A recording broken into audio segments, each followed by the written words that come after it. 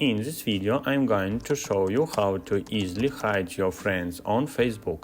Be sure to watch the video to the very end so you don't make any mistakes, and of course do not forget to like this video and subscribe to my channel.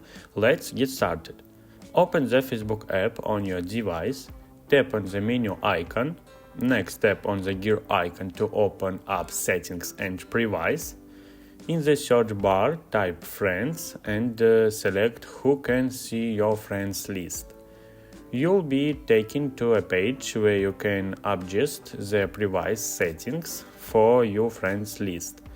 By default, it may be set to public.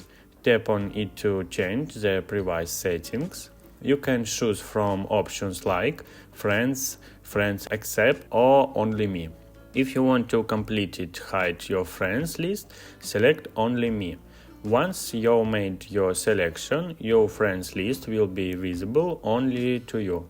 That's how you can easily hide your friends on Facebook. If you found this helpful, don't forget to like this video and subscribe to my channel. Thanks guys!